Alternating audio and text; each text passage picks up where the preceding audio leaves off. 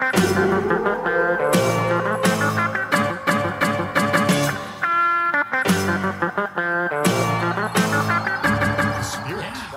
and gentlemen, it's time for the Schmoedown Rundown. Introducing first, Frankie Janisch, and the host of the Schmoedown Rundown, Brad Gilmore.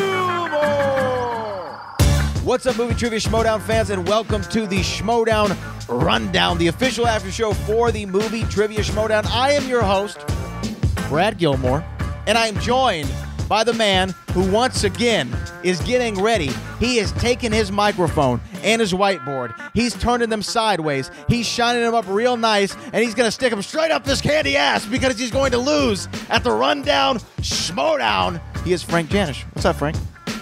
Yes, that is me in a sense, not the whole sideways stuff, but let me say this real quick at the top here. I was listening to Collider Afterthoughts, which is now on the Podcast One, Collider Podcast Network. Formerly After Schmo. Yeah, formerly After Schmo, and I don't understand why Ryan Snelling doesn't like the Schmoedown. That's what I'm getting. He doesn't listen. I'm sure he doesn't really listen to what we're doing here. I don't listen all the time to what they do, so that's not a gripe. But I'm just saying, what's up, Ryan? Why come you don't like all the extra content that comes along with the Schmoedown? Okay, I know he has this little thing with Harloff when he does carpool and whatnot, but I thought I'd just prod Ryan from over here on the Rundown to the boys over on Afterthoughts. So Ryan Snelling, I give him a month. Let's talk. Let's get into it, Frank. First off, we had a phenomenal show last week with William the Beast Bibbiani and our girl Breanne Chandler, Miss Movies, the winner of the 2018 free-for-all. We streamed it live thanks to our super producer, who, by the way, needs to make himself known, Christopher Clark, Christopher Columbus, the discoverer of all. What's going on, Chris? Oh, I discovered America, and it's fantastic, Brad. It's great. It's great. No, that entire show was fantastic. And I'm grateful that for all the people that came out, were in the live chat and supported that live stream. It was amazing, and yeah, I just can't wait for this week. Was interesting to say the least. Let's rock this sucker, Brad. Let's rock this sucker, indeed. Yeah, I mean, shout out to everyone who participated in the live stream. Once again, Bibbs, Breanne. I know Mark Ellis stopped by for a second just to watch and support. So shout out to everybody who checked it out. Hopefully, we're going to do more of those, maybe for Collision. Yeah. I don't know, Frank. We're gonna have to do a couple more of those. Those were fun. Yeah, I would like to do them for the big events like Free for All and Collision and Spectacular. I think it's a fun way to recap such a big event in the Schmoedown. So I think, and who knows, maybe we might do some other ones outside of big event stuff, so we'll see. Yeah, no, absolutely. So I'm looking forward to it. Chris Clark's looking forward to it. Frank Janisch looking forward to it. Hopefully you all are looking forward to it. Just how you should be looking forward to June the 2nd, going down again, the Schmoedown live and in living color, not at the El Capitan, at the El Portal Theater, Frank. Isn't that right? I do believe so if I check my maps. And what are we going to see? What matches are we going to see? Yeah, so the undercard is the triple threat Star Wars #1 contender match between Alex Damon, then you got Scrimshaw and Knapsack, and then you got, well, I should say, that winner will face Sam Witwer. More than likely at Collision, we'll see if that happens. But the winner of that match will play Sam Witwer at a date to be determined, hopefully at Collision. And then for the main event, you're going to have Shirewolves, and it was just announced officially that due to a more or less a challenge was thrown down on Twitter, on the Facebook page, from Team Action, Ben Bateman and Andrew Guy. They threw down a challenge to the Shirewolves. Emma Fife accepted on behalf of the Shirewolves, on behalf of the Fife Club. They're not scared of Team Action, so your main event is going to be the Shirewolves taking on Team Action live and in person at the El Portal Theater June 2nd. So go ahead and get your tickets at schmoedownlive.com. They got a couple different tiers of tickets you can purchase. So you have the VIP experience, the general admission, all that stuff. Check out schmoedownlive.com. This time it's on a Saturday, not a Thursday like last time. So we had a nice crowd on that Thursday show, the first one that happened on a Saturday show. I expect that place to be pretty nuts, and I can't wait for June 2nd to come around. Also got to make this announcement here because we are going to be moving to the Collider Factory feed, part of the Collider Podcast One network. I know we were on the Movie Trivia Schmoedown feed before. We're moving over to the Factory, baby. We're going to be on there with Collider Body Slam, and that's where we're also going to hear the Movie Trivia Schmoedown as well in podcast form. So don't even worry about SK Plus. We're definitely going to remain there on video.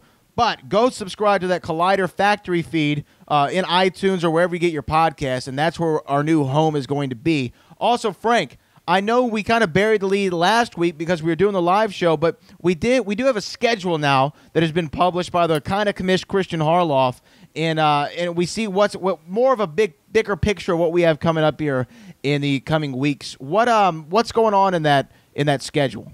So next week, if you didn't know already, we have the Inner Geekdom Championship between Jason Inman and Mark Donica. Mark Donica, who was on the show a couple weeks ago. If you haven't listened to that interview, I highly recommend you get to know Mark Donica.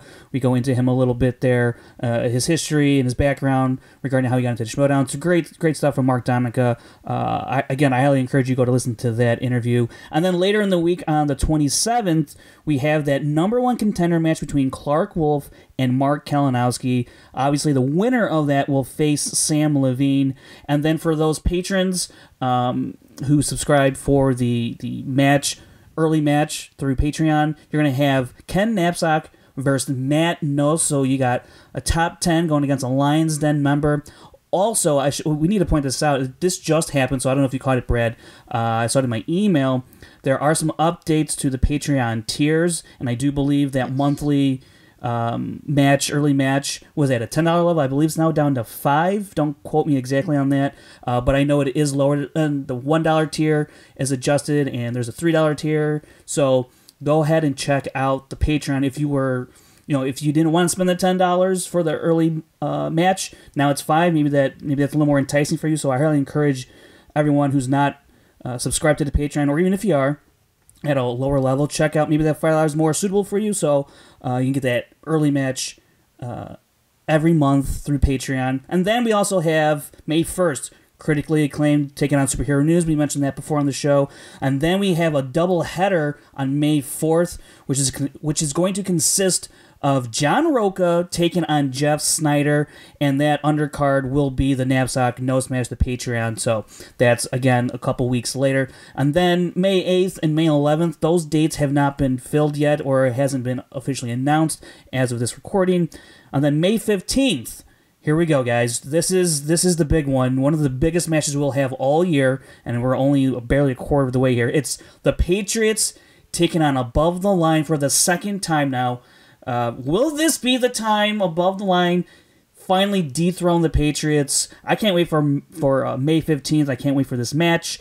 I'm so excited for this because I really think Above the Line can do it. I thought that last time as well, and we all know how that turned out. So, Brad, we got a pretty healthy schedule here, except for a few dates. What do you like looking at the schedule right now? Yeah, I like the entire thing, Frank. I'm going to be quite frank with you, Frank. I like it all. But that John Roca Jeff Snyder match, there's some times where we know the match is going to be great because of how they're how they're portrayed. I mean, how the competitors compete. How great they are inside of that Schmoedown arena. But this one has a little bit more meat on the bone, if you will, right? We're going to get to see John Roca try to get revenge on both Patriots. We saw what he did to JT at the live match. Now he has the opportunity to do it to Jeff Snyder. And I like the Patriots. I think they're the greatest team in the Schmoedown history, but I think John Roca's on a warpath. And there was actually some talk on Twitter. I don't know if you saw this. There's going to be a 2-on-2 basketball match, which, by the way, I pitched that idea way back in the day. I don't know if you remember that. I said me and you versus the Patriots in basketball. That's what I said. And I can't believe that they're just stealing my idea outright, but it's fine. I got my money on Roca and Nost in that one because I know they like to throw bows in the gym. And I believe Matt Nost said on a Top 10 show one time that he and Jeff Snyder had some interaction on the basketball court before. So that's pretty interesting to me. That needs to be filmed. That's got to be filmed somewhere.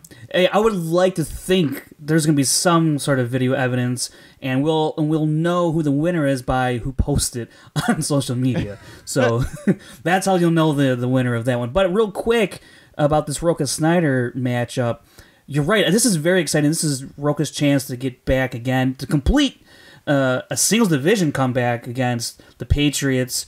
And I feel like when that top 10 Patriots match happened, I feel like Roca had more beef with Snyder because he was the one leading the charge, more or less, in terms of the respin and the category and all that stuff.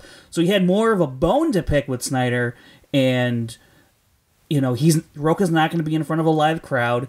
And when we talked to him, he really fed off of that for this JTE match, and that helped him a lot. I hope if you're as a top 10 fan, as a Roca Outlaw fan, I hope that he can bring some sort of the same mentality to this match, because there's nothing more I would love to see than Roca take out Snyder. I think it just makes for a good balanced story, because you got one dominated in teams, the other guy taking him out in singles. So because it's not really much of a rivalry in the teams aspect, so the only way to kind of even the score, in a sense, is through singles matchups, which Roca is now on that path to do.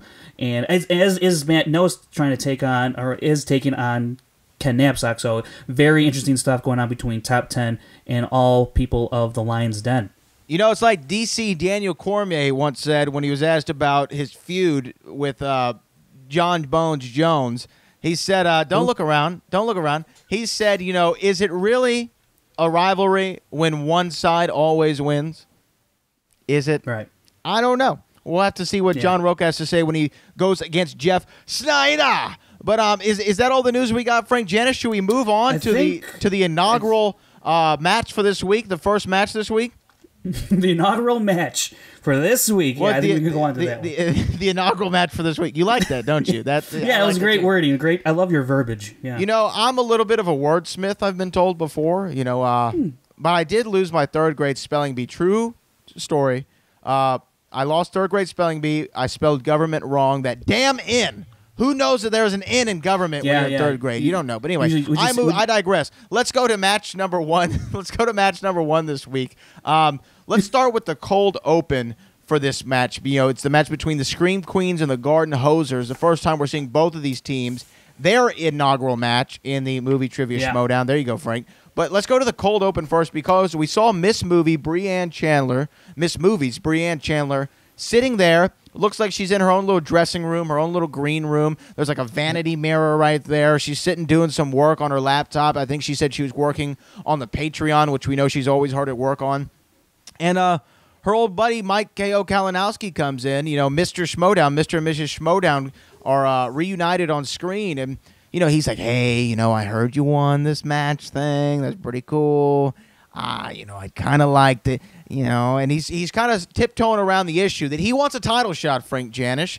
And Brianne kind of seemed like, I don't know, because we do know in that conversation she had with Dad, she can cash in that championship match, or anybody. She can give it to anybody to cash in. Right. So I don't know. What do you think is going on here? Do you think that she's kind of playing her cards close to the vest here? Are we going to see Mike K.O. Kalinowski get that shot, or is Brianne going to take it? What's interesting about the opportunity Brianne has here is she can cash it in whenever she wants. Who's to say she doesn't cash the thing in at all this year? What if she has this carrot dangling all season long? We don't know. That could be a possibility. She hasn't, she's not in a faction with really anybody, it seems, at this point. That could change throughout the course of the year, and therefore perhaps she does then offer that chance to someone else, or she could do the one thing that I think is a far stretch, because when we had her on the show last week, she said she only got into the free-for-all because it was an exhibition. It doesn't really count for anything, and she's not really looking to get that competitive right now in the Schmoedown. That could change. Who knows? So I would kind of be a little surprised if she uses it on herself. I think the right opportunity would have to come along for that to happen. And I think that also goes for if she gives it to somebody else. The right opportunity has to come along. And right now, I don't know if Mike Kalinowski is that right opportunity, because there's a lot of people in that Inner Geekdom division, like Rachel, and obviously there's Jason and Mark Donegan. He's coming up through the ranks, and so I don't know if the Inner Geekdom could be that avenue she would want to give it away to. I just feel like, and we'll talk about this a little bit later because the next match. After I saw this, did you think we're just gonna get a parade of people asking for this title match? I saw that it might be a possibility, and I know we're gonna get into something here, like you said, with the next match. But I like these kind of things because it keeps us guessing. It's the storyline that weaves throughout. It's the overarching storyline. I always go back to Seinfeld.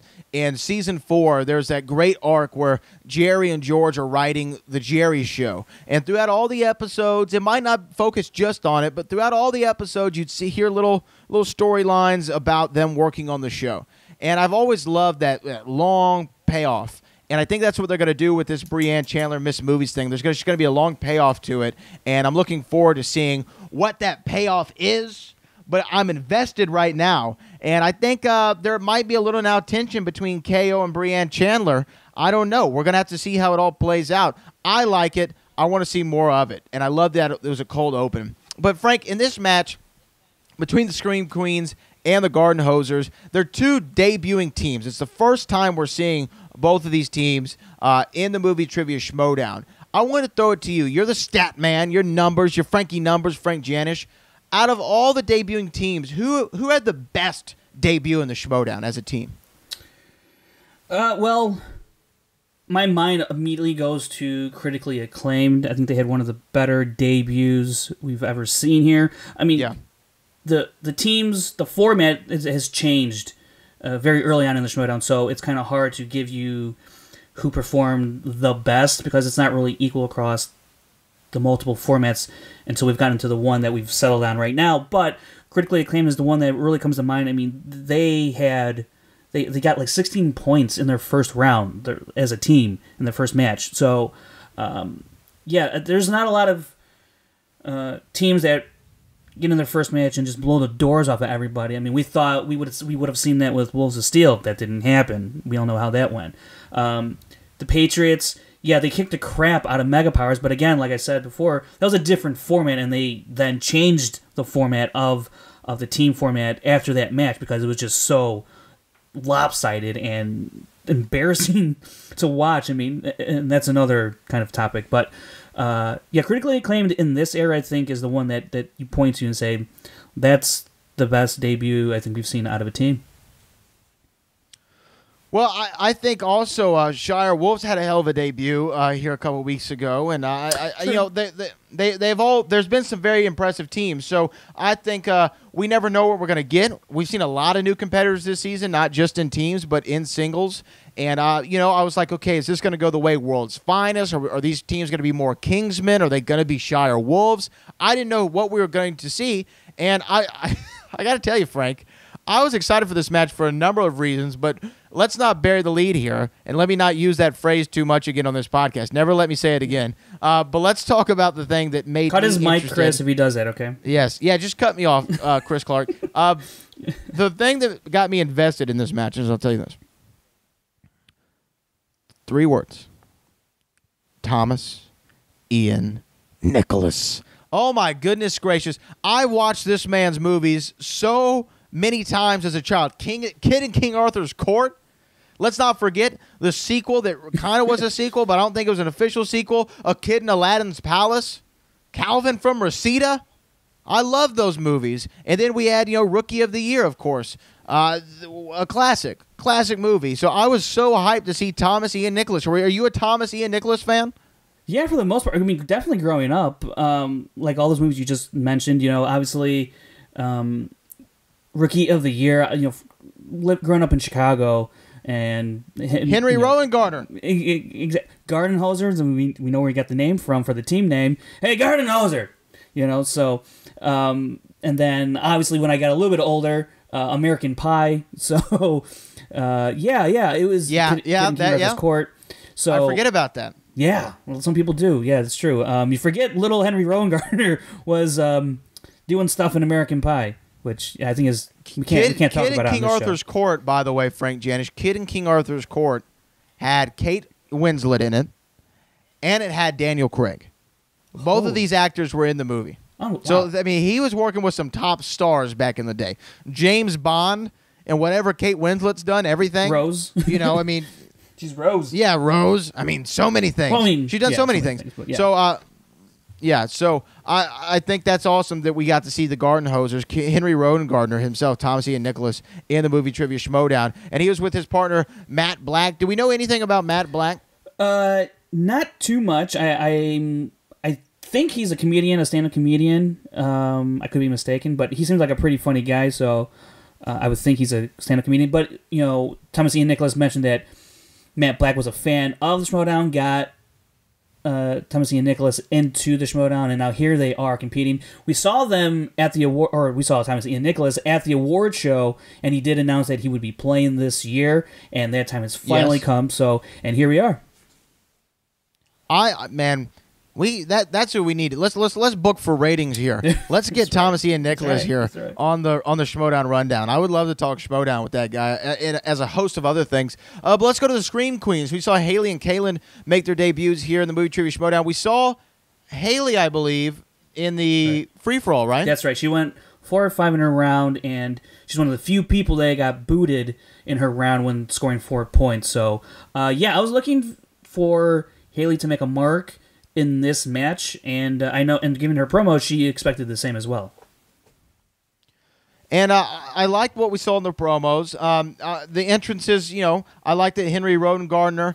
That's what I'm just going to call him, Thomas Ian Nicholas. I like that Thomas Ian Nicholas came out and Matt came out with the Chicago Cubs hats and the gloves. Did you see the ring on Nicholas's? Oh yes. I was like, I don't know. Was that a legit 2016 Cubs World Series ring, or was that a replica from the movie? I don't know. I'm leaning toward replica.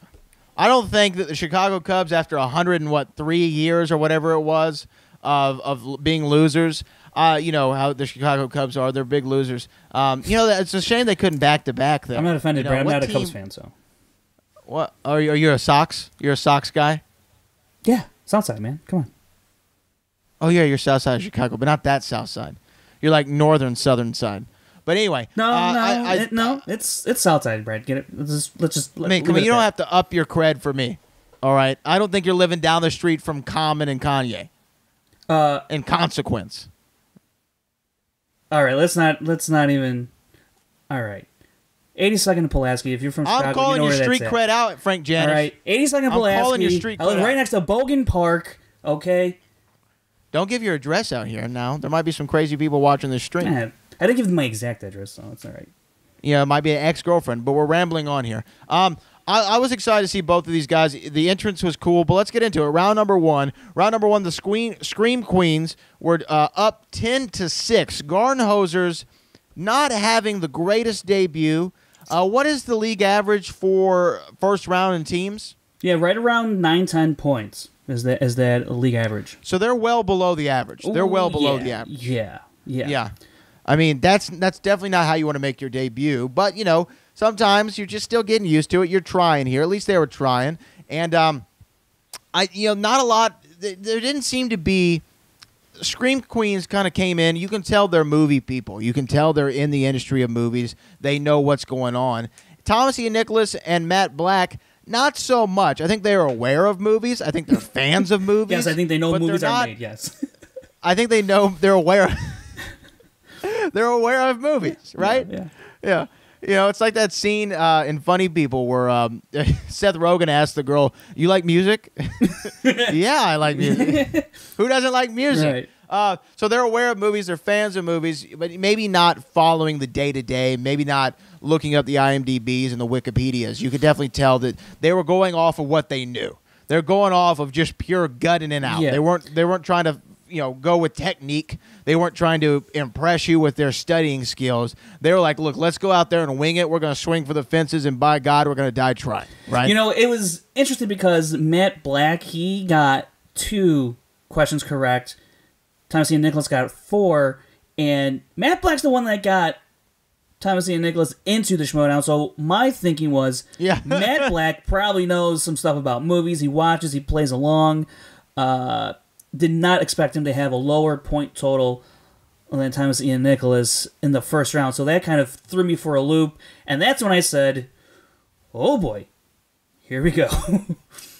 Here we go, brother. Let's move on to round number 2. We saw the Screen Queens, their lead lessens just a little bit, and we'll talk about why. Screen Queens are actually down 14-15, an almost 10-point comeback by the Gardenhosers. Let's talk about Screen Queens first. They spin Christopher Nolan films. Now, here's what's interesting about Chris Nolan. Frank, you play the Movie Trivia Schmoedown app, right? Sure. Sure, yeah, we all do. Chris Clark, you play the Movie Trivia Schmoedown app, right? Amen to that. Absolutely, right? 110%. It's fantastic.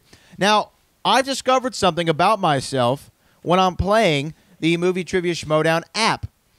I think when I spin the wheel and I land on... I don't know how to spell, but when I spin the wheel and it lands on Chris Nolan, I always go on Chris Nolan. And I've never seen all of his movies. I've seen probably about 5 Chris Nolan films, Lifetime, the 3 Batmans, The Prestige. That might be all. But I'm aware of all of his movies. Brad, let me use a word you use a lot here. Brother. You've only seen those? Brother. I think so. Man. I've seen parts. I've seen parts of Inception. Well, I don't feel that bad going. I don't feel that bad going into the rundown Schmoedown. Then shit, if you only seen those Nolan movies. But here's my thing. In the Nolan films, whenever I pick the category, I always ace it, and that was my point. I was like, I think Chris Nolan's the kind of director that you're aware of all of his movies. You might not have seen them all, but you're aware of them all. So I think that in this category, people have a good chance of doing great at it. And because, once again, we've talked about with Tarantino before, it's a smaller smaller filmography. Yeah. We're not talking about Spielberg. We're not talking about Scorsese, who has an infinite amount, or Ron Howard, or Carl Reiner, who's got all these films that you're not aware of sometimes, or there's so many that you can't possibly know every little detail about all of them. Right. But with Chris Nolan, there's a smaller sample size there, so it might be a little easier. And I think that's what the Screen Queens were thinking in their strategy. Oh, hey, Chris Nolan, I've seen a handful of Chris Nolan films. Maybe I've seen them all. How hard can Chris Nolan be? Well, guess what? Screen Queens found out it's pretty damn hard. For them. And I think, For them. And, I say this watching the match from the comfort of my own home with no studio lights and not... under that kind of pressure. So, because I think I knew all of them except for one in this round, and I know they struggled mightily.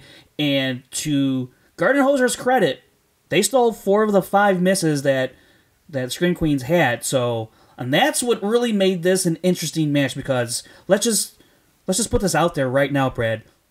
This isn't a match you're gonna point towards and say, hey, you want to know what the Schmoedown's all about? Watch this match. I'm sorry. It just wasn't one of the great matches we've come to see the Schmoedown have. Yeah. And that's okay. You're going to have these matches every once in a while. And I get it. But, look, they were still entertaining. And it was still an actual competitive match, even though the competition, you might say, was a few steps lower than we're accustomed to. And that's fine. And here's the thing. Haley Fouch, I still want to see more of her, because I still think there's a lot more knowledge in her that she has to display. I don't really know that much about her teammate, Galen, so I would definitely like to see them, and we're getting a little bit ahead of ourselves here, but, the Christopher Nolan, I was with your line of thinking, Brad, not a lot to go through and rack the brain. His films are still fairly recent, if you will, and I thought for sure they would have done a lot better. I thought they would have done the way Gardenhosers did. Yeah, it was funny to me to see how many of those questions Gardenhosers were just like, boom, got it, boom, got it. And then you're like, okay, maybe these guys just had a bad first round. Maybe they're actually, maybe they're getting into it, And like I said, they did come back almost 10 points. They put themselves in the lead during this round. And I just thought that, you saw Scream Queens, as soon as they saw the first question, they were like, oh, I didn't know these would be about casting. Yeah, and that's right. Haley mentions that. Yeah. Have you ever watched the Movie Trivia Schmoedown? Have you ever watched it before? Because there's a lot of those questions. That critique of, they can be casting, that's pretty surface level stuff if you don't know who's in the movie. So that's what I was kind of actually taken aback by that comment. because, I mean, that's pretty rudimentary stuff for the Schmoedown. Absolutely, and I kind of thought that was, but once again, it's our first time out at this. Right. We've watched it a million times, but now we're in it. We're like, oh man, casting. What? I thought you were going to ask me, what year was it released, or what was the cinematographer's name, or whatever. Not who played what character. Right. And I could see that happening, but I'm just saying, I thought it was kind of shocking to me that they're like, casting. I don't know about casting. Now let's go to the Gardenhosers. This was befuddling to, I think, everybody watching it. Thomas Ian Nicholas played Henry Rowan Gardner in a movie called Rookie of the Year, which is about the Chicago Cubs and him being like a 12-year-old pitcher, or however old he was. They come out decked in Cubs gear. They name their team in reference to that movie. T.I.N. Thomas Ian Nicholas has the ring that we pointed out a second ago. So when they spin the wheel and it lands on sports movies, we're like, oh my goodness, they got exactly what they needed. They're about to come through and wreck shop on the Scream Queens. And then they did something very interesting, Frank Janisch. Yeah. They spun again. I was absolutely beside myself. It was literally in their tail of the tape, strength, sports. And then they spun away from it. And they did. And that's truly when I was like, what in the hell is going on in this match? Very strange match. It's, hey, like I said, it was very entertaining and competitive for what it was, but this move threw me for a loop. Unless the games makers were making up their strengths, I don't know. But this was certainly one of the most odd spin-aways in the history of the entire Schmoedown. Singles, Intergeekdom, teams, all of it. It was, what? I don't know. It was just one of those strangest choices in movie trivia Schmoedown history. I don't think anyone saw this coming. But then they spin again. They get Will Smith movies, which once again you would assume it may be in their wheelhouse a little bit, right, Frank? Yeah, I thought, okay, they spun away from sports for God knows what reason, and then Will Smith. Yeah, I was like, okay, that's not that bad of an alternative. I would think. Again, we actually just spoke about this with Bibiani. Will Smith. Yeah, fairly popular films, and you're gonna know majority of his stuff. So I was like, few people know him. He's been in a lot of festival darlings, but yeah, right. But yeah, I thought this was a good consolation prize, if you will, for Gardenhosers. So they go Will Smith though, but they don't do particularly well in Will Smith. No. They don't do really that well at all. What was their point total in the category? So they ended up racking up 4 points through their 6 questions. Yeah. Yikes. And it's interesting because it felt like this match was going to kind of lean back towards Scream Queens once again, because Scream Queens stole their first 2 questions, and so is the exact inverse of what Gardenhosers did to the Scream Queens. So it was like the tide was now coming back towards Scream Queens in just a very weird way. I mentioned this in the stats segment at the end of the video, that both teams scored more points off of their opponent than they did in their own category. Wow. Yeah, that's never happened before. Yeah, I was going to say, that might be, once again, you said, like, if you're going to show somebody a movie trivia Schmoedown match, this might not be the one that you show them. Yeah. But you also would not expect this match to make history. True. Yeah, in this way, exactly. And in this way, it made history. This is a history-making match here in the Movie Trivia Schmoedown. For all the wrong reasons. For all the wrong reasons, but I loved everything about it. Yeah. Round 3, let's just talk about it. It ends Scream Queens 16-15. Gardenhosers not getting a single question right in round 3. But there is something strange that happened that I think we want to maybe, hypothesize about. What the hell happened to Thomas Ian Nicholas? Yeah, so again, another just first. another wrinkle in the weird story that was the team match this week. Another history-making moment. He's the first person to leave the table that we know of, at least in mid-match, and they did later on reveal in their post that they were a little hungover. They had a little fun the night before, and my theory is that Thomas Ian Nicholas wasn't completely over his hangover, and he felt a little woozy and wanted to spew.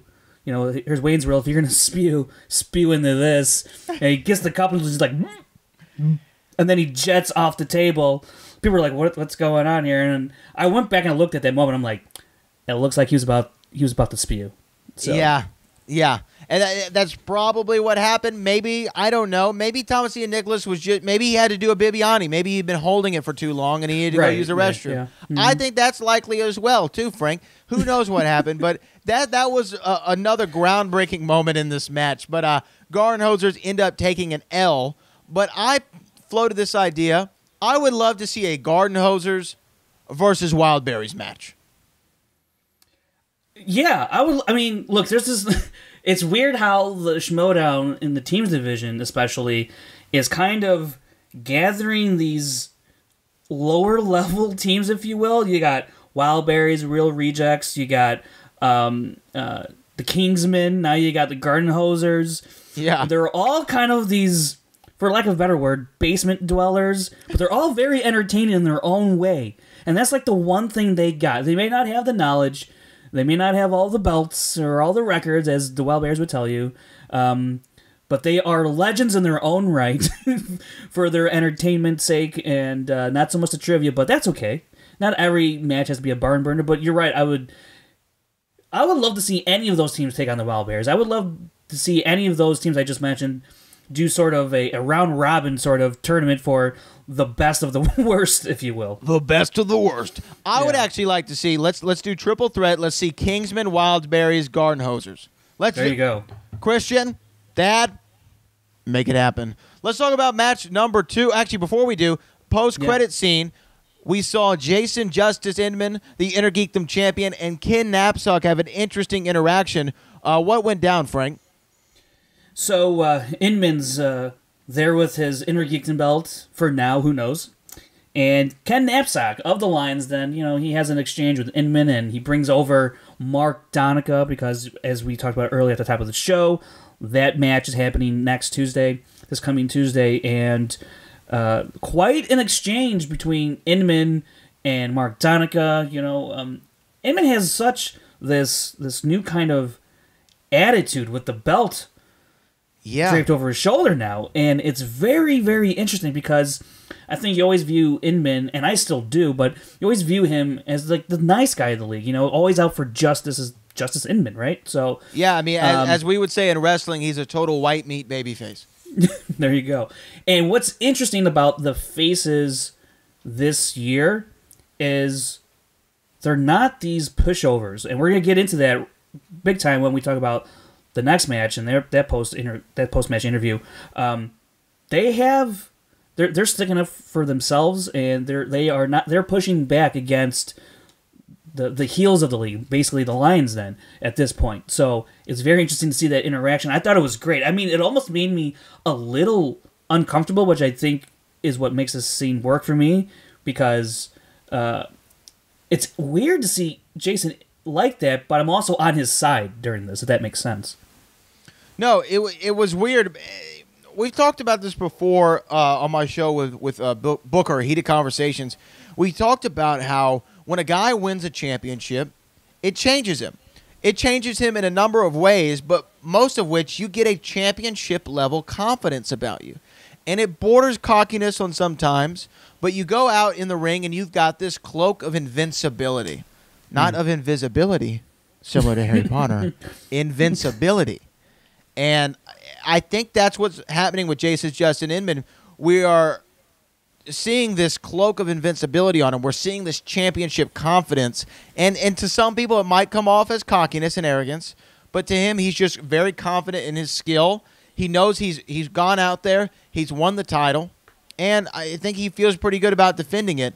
And Ken Knapsack, guy, you got to love Ken. We're going to talk about Ken here in just a moment. We might as well go and transition right into it because Ken Knapsack opens up match number 2, which we're going to see Mark the Android and Draco take on Ben the Boss Bateman. Real quick, though. Yes. Yeah, real quick, before we wrap up that match, one of the saving graces for the Gardenhosers Scream Queens match, Bibiani and Ellis at the desk.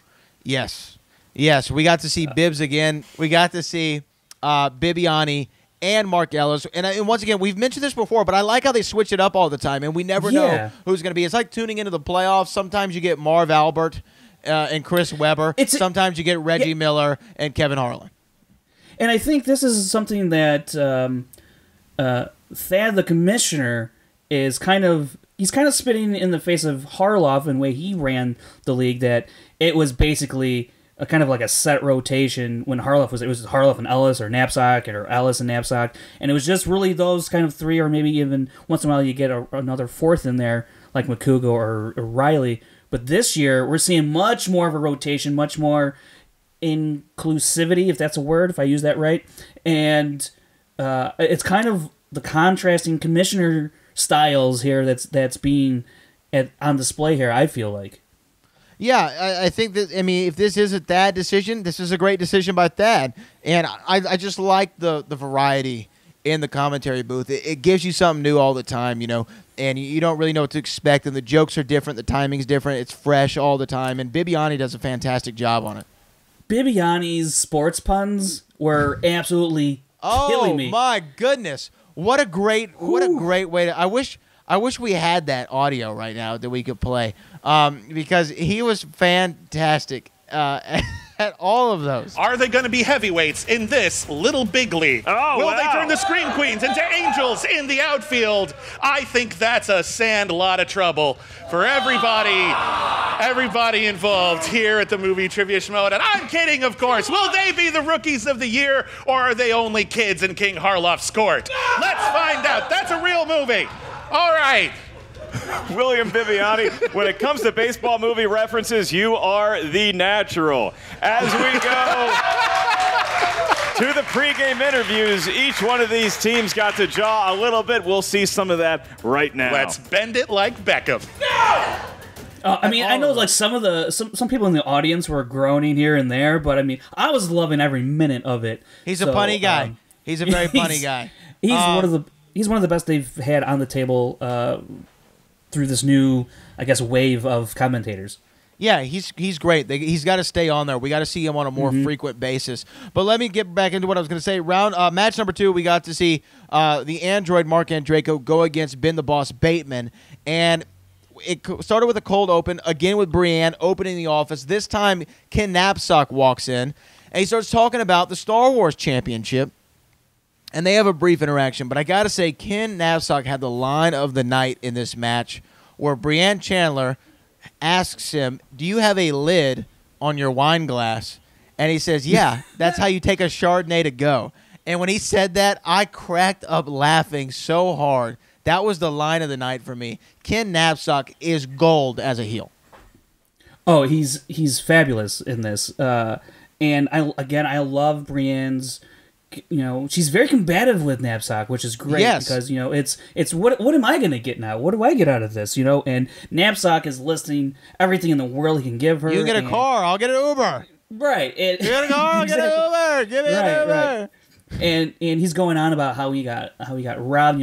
He's again making up these excuses about the final question in that Iron Man match, and Brienne comes right back at him saying, "Hey, in football, as long as you snap the ball before the clock hits 0, it's a live play." And so everything Knapsack was saying, Brienne was shooting down.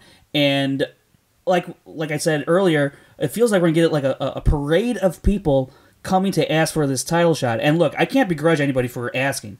Because, hey, if you never ask, you'll never know. So, but it's very entertaining to see Brienne first deal with Kalinowski, now dealing with Knapsack here.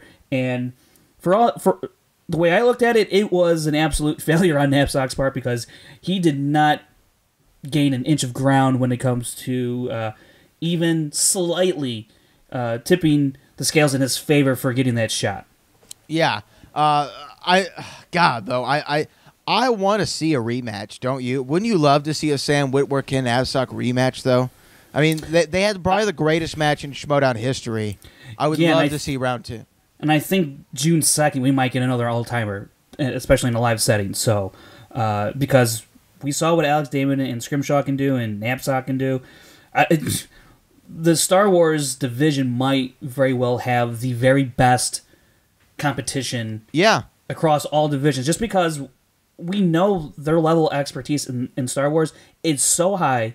That's what makes for great matches and great entertainment. So, yeah, I would love to see Knapsack and Whitwer again, and maybe that'll happen. Maybe that'll happen at Collision. You never know in the movie Trivia Schmoedown. Hey, let's get into something else, though, that you never know what's going to happen because you never know where he is. Let's get into Chris Clark, hit the music. Where in the world is Booker T? Tell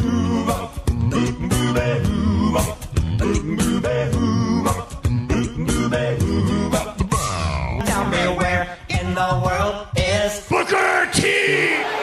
What do you think?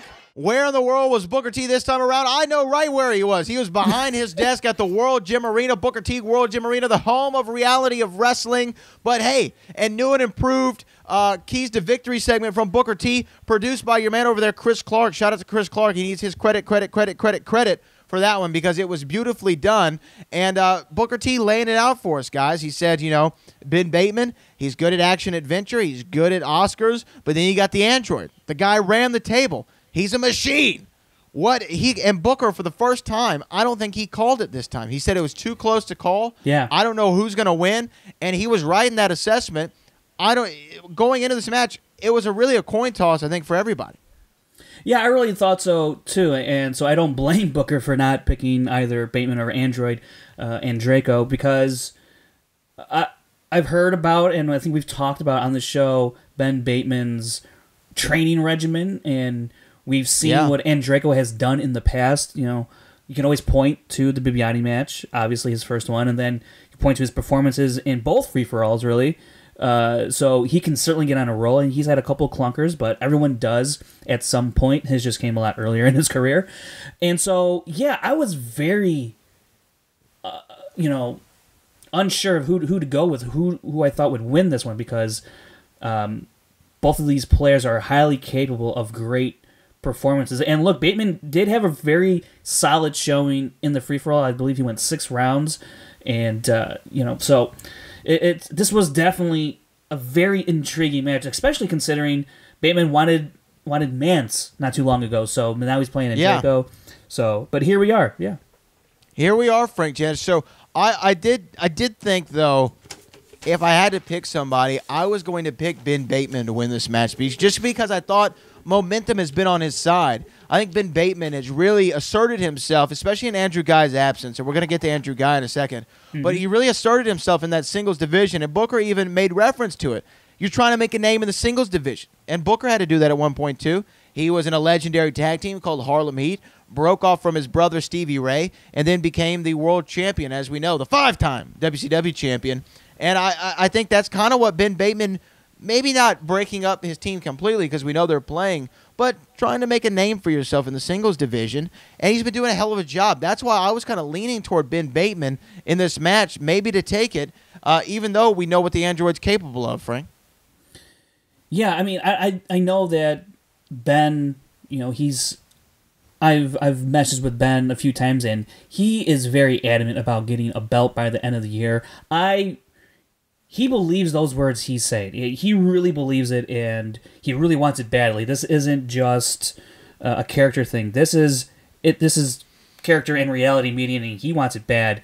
And so when you want it that bad, and he goes and studies, and I've heard how he trains for Oscars and just how he goes through all that stuff. So I mean, and this is something that you can kind of study for, and I would think that it's helped him in some ways, obviously.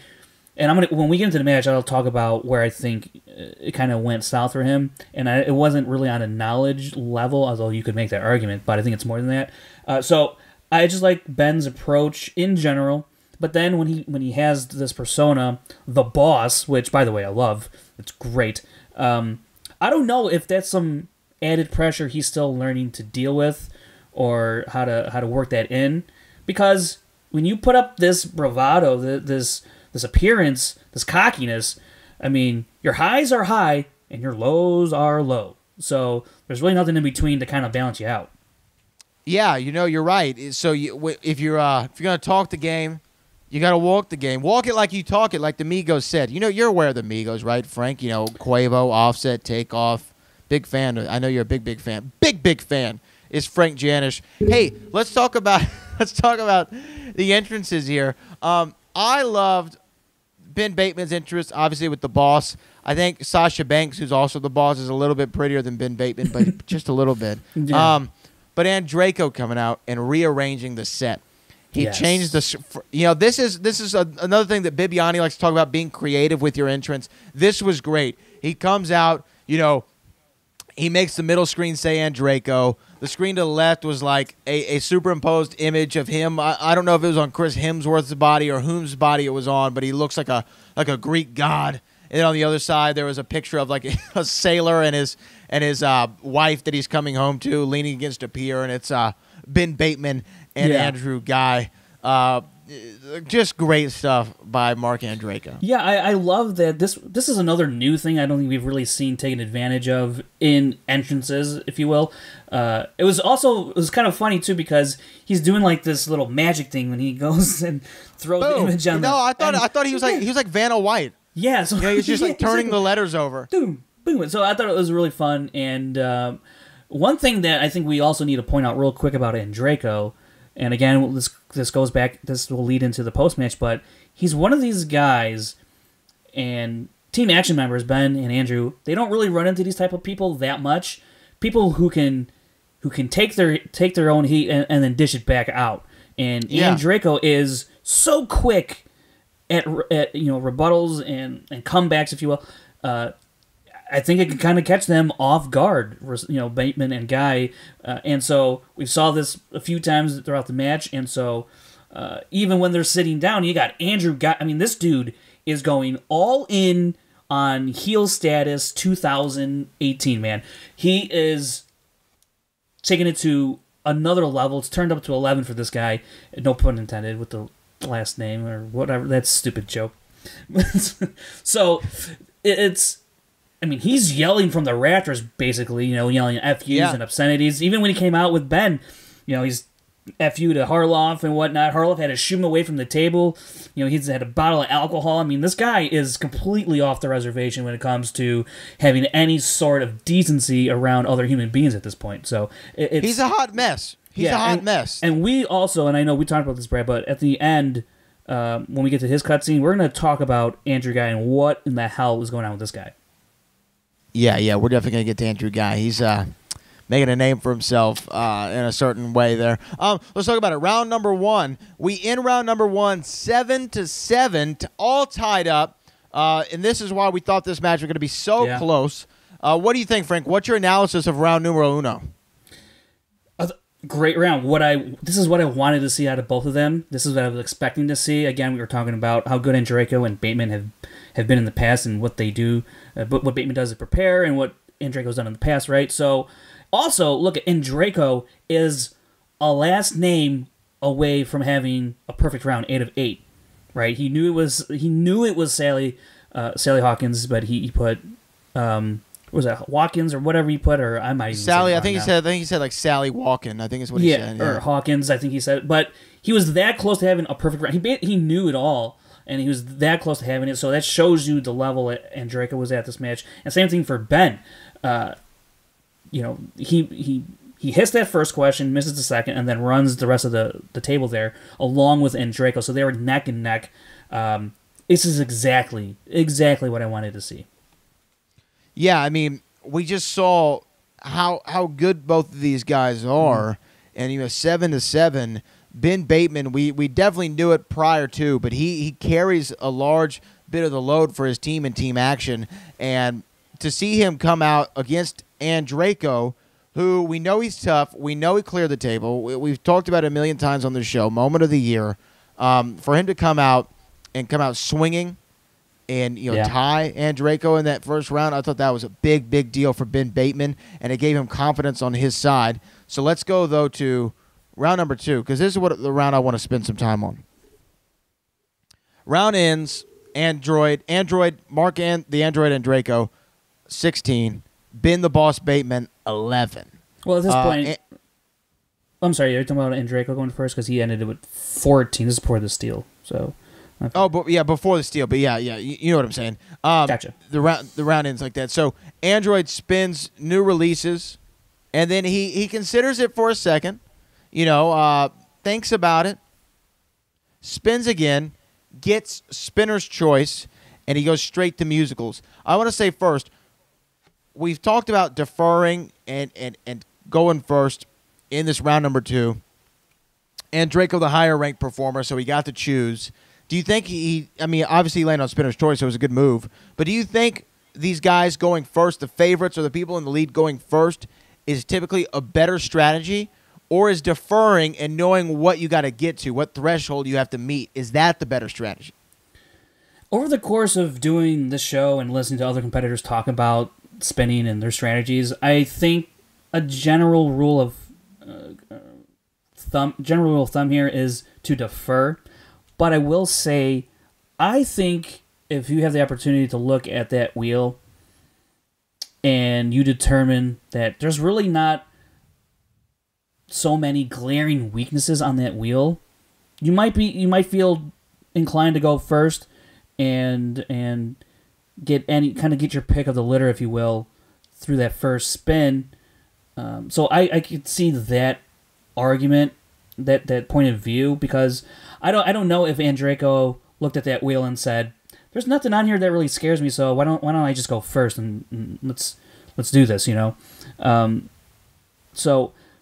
But I do like that line of thinking of knowing what you got to do to either catch up or to maintain some sort of lead or what have you. Because if you know your opponent, you defer to your opponent, and let's say they get 4 of their possible 8 points here. As you go second, now you kind of know if you got to go to if you can afford to go to multiple choice when you need to, or if you got to take a shot when you need to. You kind of have that to work with. So I think it really depends on your situation, how comfortable you feel with those categories on the wheel. But like I said, I think the general rule of thumb is to defer. But again, Andreyko could have looked at that wheel and said, "I'm not scared of anything on here, but if I get my opportunity, I'm gonna go for musicals." And when he's spun spinner's choice, he wasted no time going to musicals. I mean, it was like instantaneous. Went right to it, and it was a great call for him. I mean, obviously it was a strong suit. He got how many points in that round? He got 7 out of musicals. 7 out of musicals. So so right now he's got 14 points, as you alluded to earlier. Right. Then it's Ben Bateman's turn, though. Mm-hmm. Ben Bateman goes up, spins the wheel. What does it land on? Spinner's choice. I mean, I don't remember. I'm sure it's happened before. I don't remember the last time we saw 2 people both getting spinner's choice. Yeah, it hasn't happened in quite a while. I didn't get a chance to go look that up, but yeah, Christian was right when he said it during the match. It hasn't happened in quite a while. It's happened about a handful of times, and it doesn't happen a lot, obviously. But yeah, it was pretty stunning to see, given the level of competition we saw from them in the first round, and how Andreyko pretty much ran that table during his set of questions, and now Bateman was afforded the opportunity to do the same by picking the right category. And well, he picked action adventure, but it didn't go his way, much like it didn't go the way for Team Action when last they took action adventure. Yeah, and that's what I want to talk about. What's going on here? I mean, they name themselves Team Action.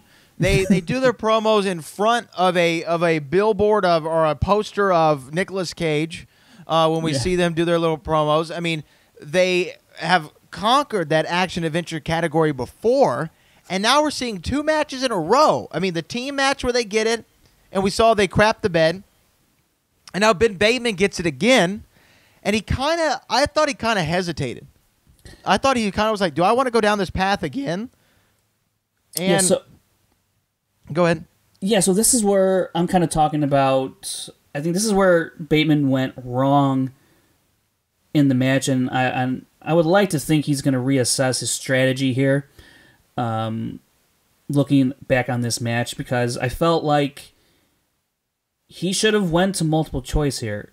You need every kind of point you can get. I understand you want to take some shots, but he was going for some knockout shots. Yeah, he was going to try and keep pace with Andreyko, and I feel like maybe that got the best of him, because he really should have went multiple choice on these first 2 questions, because he got burned bad on that first question, giving up 2 points to Andreyko, and that's when it started to set in, like, ooh, that is not a good sign. That has to be so demoralizing to get 2 points stolen off you after, Andreyko just, racked up 14 points in 2 rounds. When the max you can get through 2 rounds is 16 points, right? So for Andreyko to have that kind of point total, and now you only have 3 questions left, I was surprised, again, that he did not go to multiple choice on that second question. Again, he took another Die Hard with a Vengeance question. Yes, the same Jackson. I was surprised he took a shot at that one, but then he later clarifies in his post-match that Andreyko isn't that great at action adventure, and I can see that, but there's still no reason to not go to multiple choice here. You just gave up 2 points, and to a guy who you think is not strong in this category. What makes you think? He doesn't have a shot. What makes you think your he's not next going to? question? Yeah, exactly. And we're talking about Die Hard with the Vengeance, which is not a completely obscure film here. It's not one of these cult action movies or whatever. So it's a fairly popular, sequel to a pretty popular franchise. So I thought, Andreyko would have a good shot at answering it, but it is kind of a little bit of a tougher question, if you will, in a sense, in my opinion. And you can disagree with that. And he said Jules. Subjective. And when he said Jules, I was like, oh, yeah, that is Jules. And then it's like, no, it's Zeus. I'm like, oh, yeah, it is Zeus. Pulp Fiction, right? It's definitely Zeus. So, I mean, he went for it, though. He did his JTE rule. Right, and that's he was why, trying there. Yeah, and I get going to the JTE rule there, and that makes sense if you feel like you know it and you don't want to go to multiple choice. You need some extra time. I get that was a good strategy on his part, but then where he failed, in my opinion, is not going to multiple choice when he realized he couldn't come up with it, and he just took a blind shot in the dark. That doesn't make any sense, because you don't say Jules. I mean, I would like to think he would know that's Pulp Fiction, and he just took a blind. It seems like he took a blind guess. I don't think he took a blind guess. I don't think so. You really I think he thought that was the answer because of how quickly he answered it when they started repeating the question. It was like on the tip of his tongue, and he said Jules. I'm like, oh yeah, Jules, Zeus. I mean, there's some similarity there. I could see him getting that, and I could see him coming to him, and he's like, oh, that's the answer. And like I said, I think this is where he's going to go back and look and reevaluate his strategy here when he gets in this kind of situation. And that's where I think like he's a good player, and you don't rack up 7 points in the first round by not being a knowledgeable player.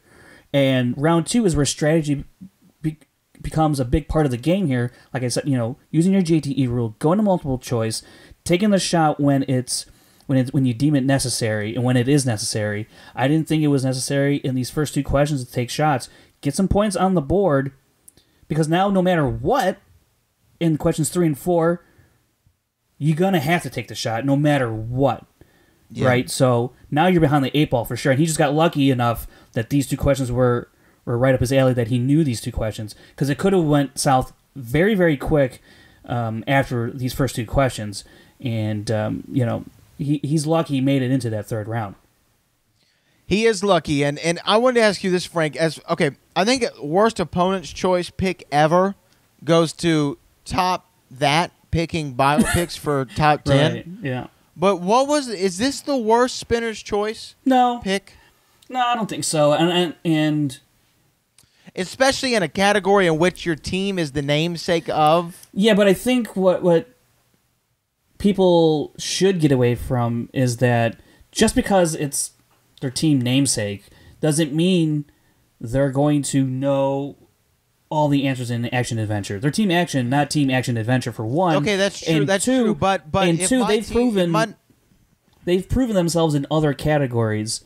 So, like dramas and Oscars, especially Ben, dramas, Oscars, what have you. So, they're more than just team action just because they have action in their name. I don't it was a fun joke to make back in the early start of their career, but now I don't see it like that anymore. I just view them as I would any other team that doesn't have a genre at their team. Hold on. Think about this though. If I started a team with Chris Clark and we were teams James Bond, and then we get Spinner's Choice and we choose James Bond and we crap the bed in it, that sounds crazy to me. You know, that's like Blofeld's cat spinning Bond and coming up short on it. I mean, it just doesn't make sense. You know, maybe they should change the team name. Maybe they should change it. And then we'd avoid all of this. I think it's crazy. I think it's crazy.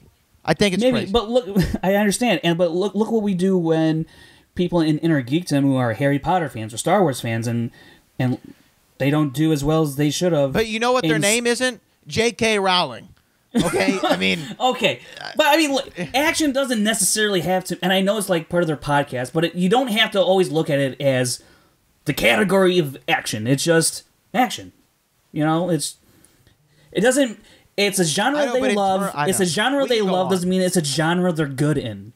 But they are good in it, but, you know, and sometimes you run into these questions where it just doesn't go your way. Are they good in it? We'll see. Well, when you get an angry letter in the mail from Ben Bateman and Andrew Guy, excuse me, when you get a death threat from Andrew Guy in the mail, don't come crying to me. Andrew Guy is my guy. I picked him on my fantasy team. All right, and guess what? Dumb. He beat Dan Murrell. He buried him dead. That has to count for something. But let's go to round number 3. Android Bateman. It ends 18-16. Mark Andreyko winning. Frank, what did you think of Ben Bateman's performance in round number 3? Well, first off, when he got scores and soundtrack for his 2-pointer, I thought to myself, if you're going to get scores and soundtrack, at least it's your 2-pointer. And unfortunately, he couldn't hit that one or his Pixar category for 3 points. But he hits a 5-point Oscars question. So again, I think that lends credibility to how good Bateman can be in this league. And you know, going back to Booker T, he said if he gets Oscars, he's got a chance of pulling this out, and he got Oscars in the category that you'd want to get that in. Mm-hmm. Right. So, but by that time, it's too late because now your 5-pointer only ties the game here. So now you're banking on Andreyko going 0 for 3, which is a possibility, but all you need to do is hit the 2-pointer and it's a wrap, and that's exactly what happened for Andreyko. And you know, the Android cinches out a victory, but just barely. I mean, 18-16 with Ben Bateman's shortcomings in a round. I know, obviously, he didn't have to go. Yeah. I mean, obviously, he didn't have to go his 3- and 5-pointer, but I'm still saying, you know, Ben Bateman, at least he kept it interesting to the very end. Sure. Had he had a better performance in action adventure, obviously, he would have done much better if he just got that 5-pointer. But right, like if he had just went to multiple choice once on that first or second question and got that 1 point.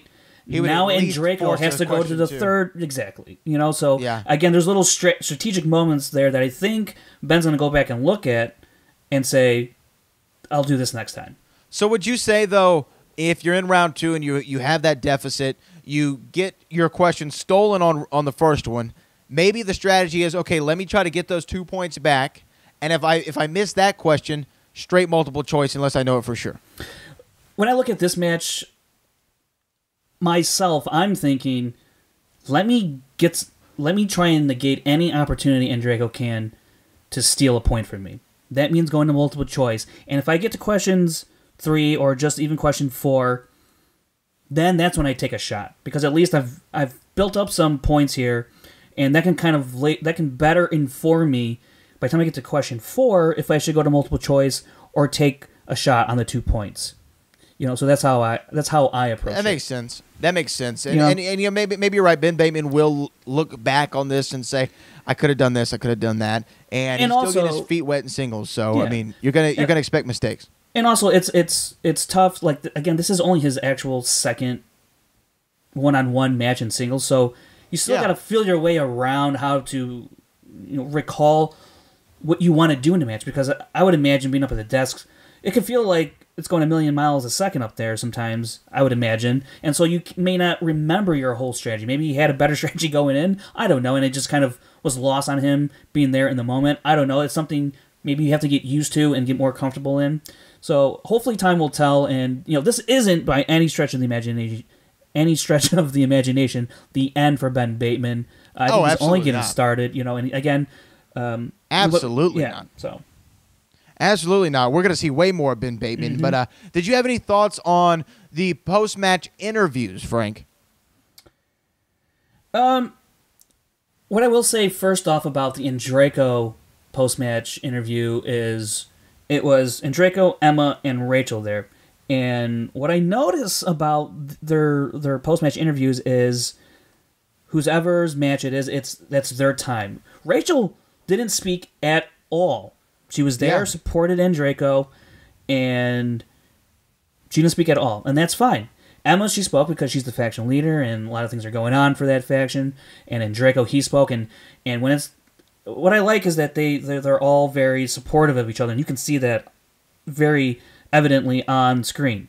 And also, they talked about how Andreyko deferred his chance to Clark for the #1 contender shot that Emma had to award someone with, and also again in that post-match interview, Andrew Guy says something off camera, and Andreyko's snapping right back at this guy, man, and Andreyko has something in him where he can just clap back at somebody and just be as strong or as powerful or as witty or as funny. And one thing that Emma said in this post-match interview, which I think was the best way to put it, is Andreyko knows when to dish it out, and he knows when to be a gentleman, and I think that's a very good way of putting it. And she also brings up the fact that even though they're the faces of the league, they're not pushovers. They can stand up for themselves and fight the good fight against the heels of the league. And just because you give it back to the other person doesn't mean you're a heel. You're just standing up for yourself. You're standing up for your friends or your faction mates, what have you. And so I think people have some sort of idea that a face should just kind of be all a little nice and pretty and calm and quiet, and that doesn't have to be the case. You wouldn't call Rachel a heel, but she's got some attitude on her when she needs to have it. And the same thing with Andreyko and Emma and Clark. Oh, Clark scares the crap out of me. She scares the holy hell out of me. You want to get into? I do not want any. I don't want any smoke with Clark Wolf. Okay, all right. Let's talk about Ben Bateman and then Andrew Guy, because that ties into Clark Wolf, and I need to talk about that real quick. Hey, go ahead. Floor's yours, brother Frank. Okay, so Ben Bateman, he talks about not a great match, and they're looking forward to the team match with Shire Wolves, and they can certainly even up the score there. And while a lot of people are going to point towards the Shire Wolves as the favorites, and I would agree, Team Action has all the capability in the world to pull off a pretty big upset. And if that's what they're focused on right now, I think they can do it. It's going to be in a live setting. It's going to be nuts. And I can't wait for that to happen. But then Andrew Guy wants to talk to Clark Wolf. Hey, girl, we should talk about the match, and Bateman and Rachel, they can do their own thing, but, hey, girl, let's talk. Dude, you are drunk off your mind. Clark Wolf will chew you up and spit you out. She has no time for your mess, Andrew Guy. Oh, this came out of nowhere. This came out of nowhere, and maybe some sort of clever ploy he thinks he's going to be able to pull off and distract Clark Wolf. I don't know. Mind games, brother. That's what that is. That's mind games. And we saw what he does with. Okay, we saw what he did at the free for all. Mind games. But continue. No, I just think that this is not going to end well for Andrew Guy trying to woo Clark Wolf, if you will. I mean, hey, man's taking his shot. Hey, shooting his shot. Shoot your shot. Shoot it, brother. That's right. Shoot your shot. What I want to see the lead up to June 2nd is just screenshots of Andrew Guy trying to slide into those DMs. Just that's what I want to see. That's what I want to see Andrew Guy. I love that. I would love to see Andrew Guy trying to slide up in Clark's DMs, Clark Wolf, and not Chris Clark's DMs. Although you never know. Hey. And not that there's anything wrong with that. Right. And he could be drunk DMing. I don't know. He could be drunk DMing. You never know. But I'd love. Let's talk about Andrew Guy. Mm-hmm. We saw a little post-match stinger where he goes up to Mark Riley, and he's like, "Hey, buddy, this is my new hey, champ." What's going on, champ? I'm sitting here, beat Dan Murrell. I beat Dan Murrell, so, and he has this funny interaction. Mark Riley just throws his sunglasses on. He exits stage left. He gets the hell out of there. Yeah. What do you think about Andrew Guy's claim that he buried Dangerous Dan Murrell, and he's kind of going crazy now. He's got a bunch of new shirts out, claiming that he can tackle anybody, that he beat Dangerous Dan. I mean, what do you think about this transformation and this new character for Andrew Guy? Yeah, we speak about the T-shirts real quick. He's got a New Guy order, which is a ripoff of the New Merle order, which is also a ripoff of the New World Order. Of the New World Order. So he's a ripping off a ripoff. So that's point number one. And then he's got another. And they say there's no such thing as an original idea. Right. That's true. That's true. Right here. And he's got another shirt that says, "I'm the guy," with spelled his last name. "I'm the guy that beat the GOAT." GOAT is Dan Murrell, so he gave him a little respect there. And then that's an awesome shirt, though. Right? Can I tell you, that's an awesome shirt. If you're living in an alternate reality, sure. And then he has an "I can tackle anything" shirt where he's tackling Roca, and that's just a funny one. That's a great, and that one I can see that one because I really do believe Andrew Guy can tackle anything, including an outlaw. So. Andrew Guy, he's still touting that he took down Dan Murrell. We saw it at the free-for-all. We saw it in Ben's entrance. He goes to Ben. He's like, "Hey, he's like having a teammate that took down Dan Murrell," and Ben's like, "Oh, yeah, you're a legend in this league and all that. You're a champ." And I don't understand Andrew Guy's mentality when he says, "I took down Dan Murrell." Hey, buddy, this is movie trivia. You didn't take anybody down. You didn't take down Dan Murrell. The one thing you did take down... Let that man live, Frank Janisch. The one thing that he did take down is his own team, Team Action. He is horrible in the league. He's horrible. I'm not just putting it out there. Look, hey, he took down, for real, he took down John Roca.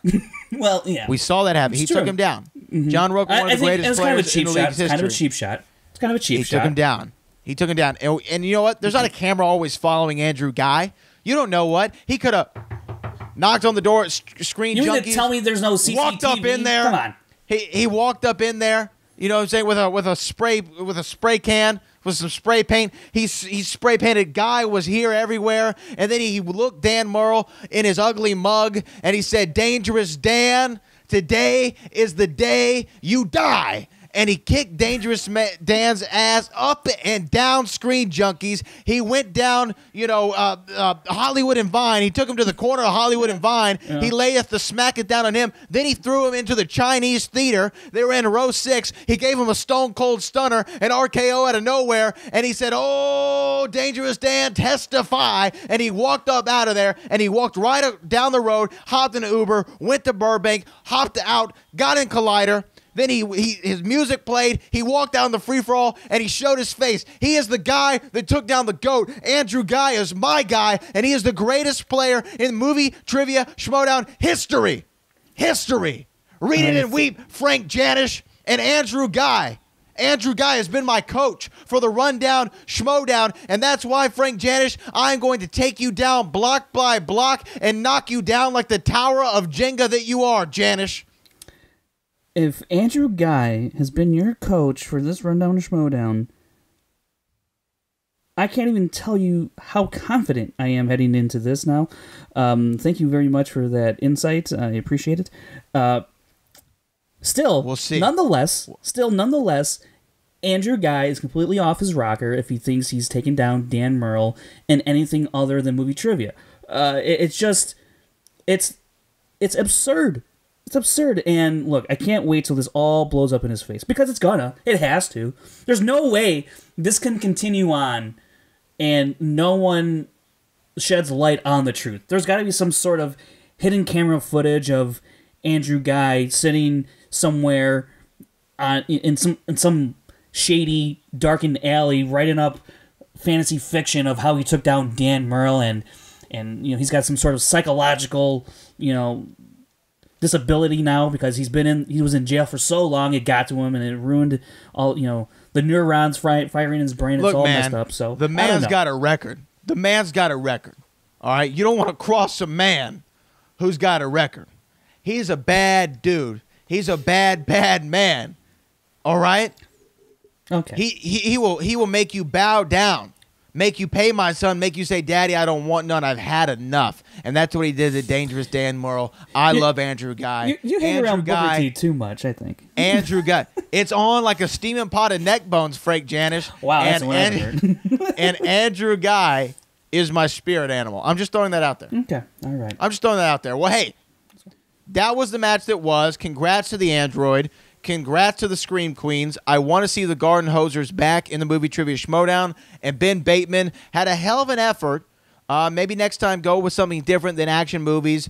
Obviously, it's not played out well for you in the past. Stick to Oscars, maybe something else. I don't know. Classics maybe up his aisle. We don't know. But, Frank Janisch, aside from the Intergeekdom match that we have next week, what else is coming up? What's coming up on the Friday match?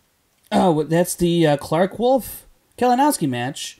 Yes. And then for Patreons, it's the Ken Knapsack Matt Nost match. So both are sure to be very big card. Very entertaining. Yeah. Yeah, that's a big card. That's a big week next week. Big week next week. You got titles, you got title implications, and you got Matt Nost and Ken Knapsack. That's going to be a fun match. That's coming up next week, and we want to remind you, if you're watching us on SK Plus on YouTube, we are here every Saturday, and make sure you go over to iTunes or wherever you get your podcast, Collider Factory. Subscribe to the Collider Factory feed. That's where you will hear in audio form this show, the Schmoedown Rundown. And the Rundown Schmoedown is coming up as well. We're taping it very soon, and that's when we're going to kick some major ass. It's a fatal four-way match to declare the first ever Rundown champion. It's going to be Brad Hot Lips Gilmore, Frank Jenga Janisch, Aaron Titanium Turner, and Paul, who the hell is that guy, Wolf? And it's going to be good, if you know what I'm saying. Frank Janisch, why don't you send them off here? What are your plugs? What do you got coming up? Twitter handles, all that good stuff. Yeah, you can find me on Twitter and Instagram at FrankieJ29. Also, the Twitter handle for Schmoedown Stats is SD Rundown Stats. I dropped a lot of free-for-all nuggets, so if you're curious about how your favorite players performed during free-for-all, go ahead and check out that Twitter handle. You can also find that stuff also in the Schmoedown Facebook group as well. From Nuggets to Nubs, Frank Janisch, thank you, and Chris Clark, where can people find you? You can find me on Twitter and Instagram at ChrisClark8788. Those numbers mean nothing. You can also find me on YouTube at No Man's Land Entertainment and Take 3 Productions, which you can also follow at Take 3 Video, where I host a movie musical podcast called Suddenly Soundtracks. So check that out. Yeah, Suddenly Soundtracks. We did a live episode of Suddenly Soundtracks recently. Myself, Chris Clark, also the aforementioned Mike K.O. Kalinowski. We ranked the top 10 James Bond songs of all time. And Chris Clark is king of the hot takes. That is his new name. He has the hottest of hot takes. Oh, my good God in heaven. Yep. Hallowed be that name. Top 10 movies comes out. That one's going to be. Oh, I cannot wait, Chris Clark. We will do it. We will do it big. You can follow me on all social media at Brad Gilmore. Once again, Schmoedown RD on Twitter, Schmoedown Rundown on Instagram. Check out my show, Heated Conversations with Booker T, also airing every Saturday on iTunes, wherever you get your podcast, and the Brad Gilmore Show, new episodes every Friday. I talked to CM Punk's opponent, Mike the Truth Jackson, going down UFC 225. Check out the show right now. Give it 5 stars and hit that subscribe button. Hey, for Frank Janisch, for Chris Clark, we will be back next week with a huge episode of the Schmoedown Rundown, and we'll see you then.